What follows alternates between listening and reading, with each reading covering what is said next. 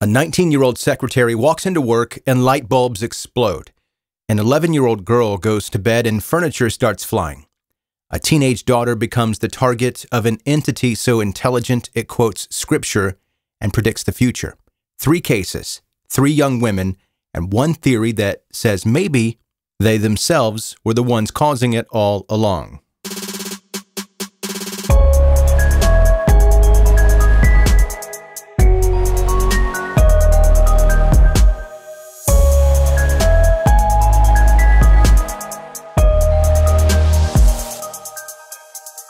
So here's something that'll mess with your head. What if I told you that some of the most terrifying supernatural events in history might not have been supernatural at all? And what if the real explanation is somehow even weirder than ghosts? We need to talk about poltergeists, not the movie version with the little blonde girl and the TV static. I'm talking about real documented cases where objects flew across rooms. Voices came from out of nowhere, and entire families watched their reality fall apart.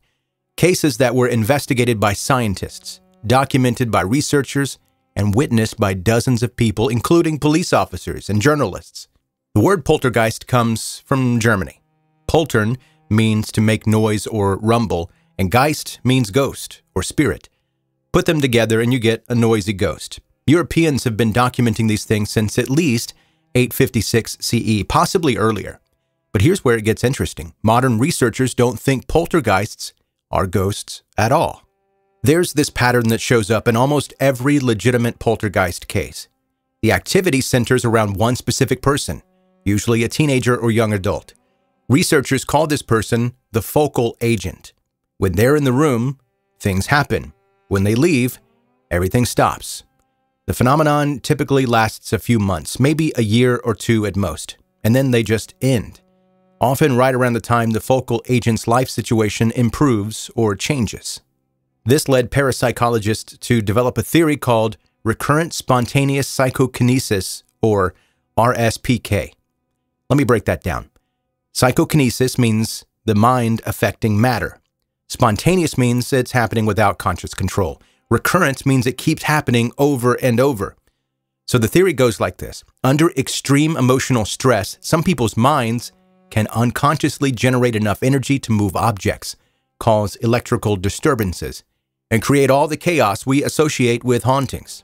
Now, I know what you're thinking. This sounds like science fiction, but stick with me because the evidence in this is wild.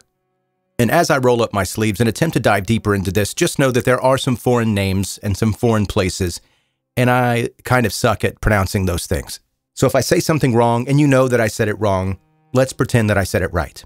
I'm doing my best here. My wheelhouse is true crime and mystery, not necessarily pronouncing names that I'm not familiar with. Okay, let's go.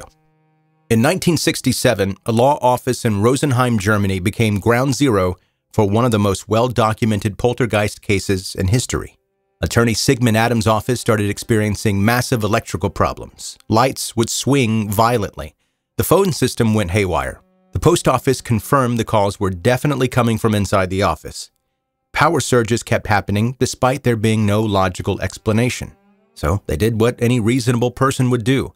They brought in the experts, electrical engineers, physicists, and eventually parapsychologist Hans Bender. They installed monitoring equipment to track the disturbances. And here's what they found.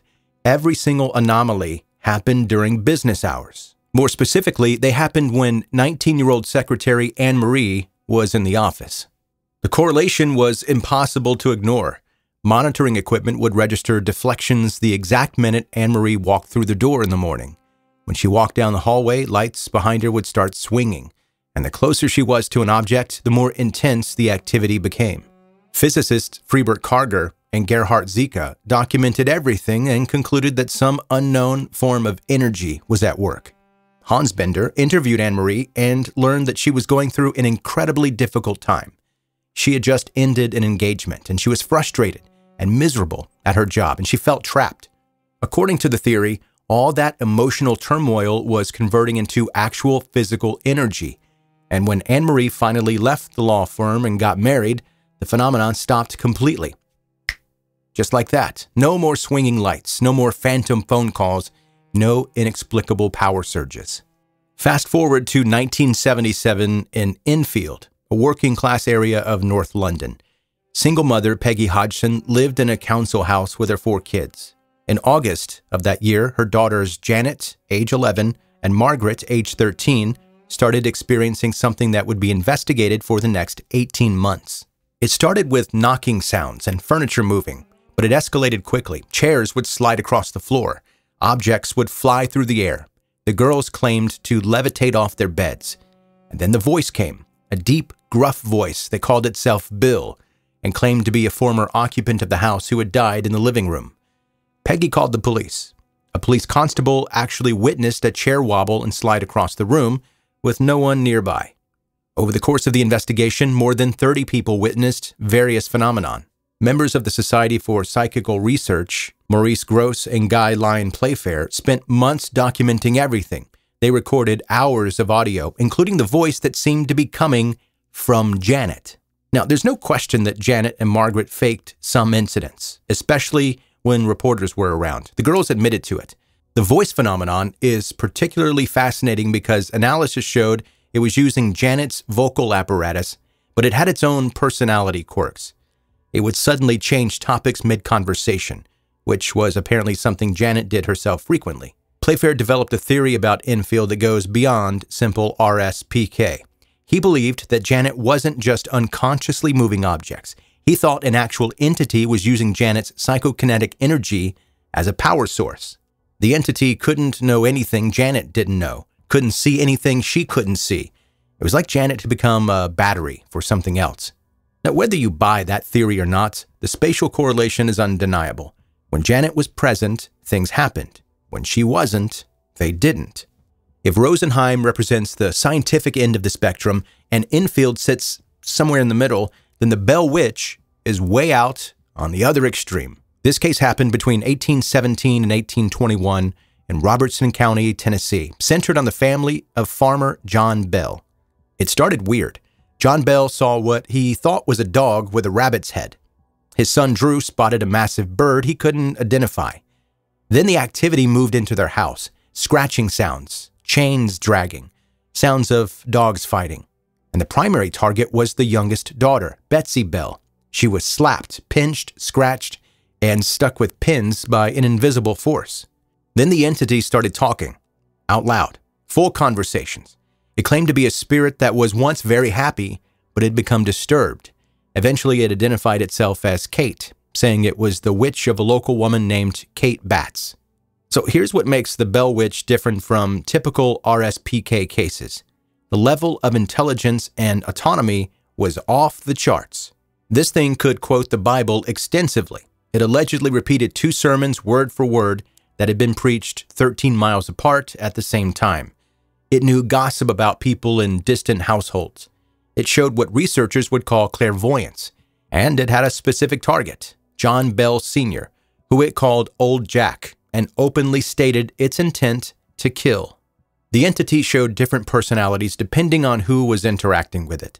It was vicious toward John Bell Sr., causing him to develop facial paralysis. But it was kind to his wife Lucy, singing hymns to her, giving her fresh fruit. It even successfully convinced Betsy to break off her engagement to Joshua Gardner in 1821. According to the documented accounts, John Bell Sr. died in December 1820, and the family found a vial of poison they couldn't identify. They'd never seen it before. The entity claimed it had given him the poison. Even the Andrew Jackson reportedly attempted to investigate and left frightened. This case pushes the boundaries of the RSPK theory. The level of sustained intelligence, the autonomous behavior, the specific malicious focus on one family member while showing kindness to another. These characteristics suggest something more than unconscious teenage angst manifesting as telekinesis. So here's what we know for certain across all 3 cases. Young people, primarily adolescents or young adults, were at the center. Emotional distress was a consistent factor. The phenomena were temporary, resolving when life circumstances changed or when the focal agent was removed from the situation. And in every case, the activity followed them, not the location. The RSPK theory suggests that under the right conditions of psychological stress, the human mind can generate measurable physical force.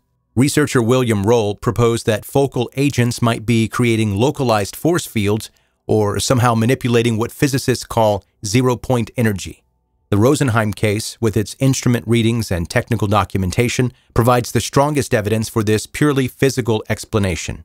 But then cases like Enfield, and especially the Bell Witch, challenge that neat scientific framework.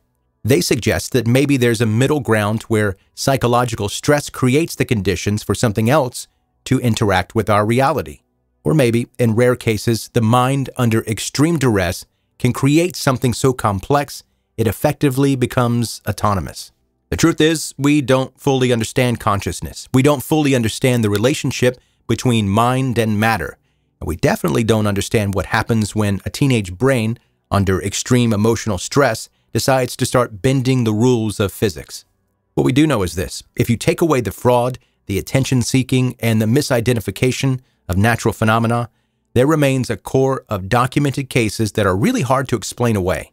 Cases where credible witnesses, including scientists and law enforcement, observed things that shouldn't be possible. Cases where the pattern is too consistent to ignore. Whatever you call it, RSPK, a noisy ghost, or something we don't have a name for yet, the poltergeist phenomenon represents one of the most compelling interactions between psychology, physics, and the paranormal.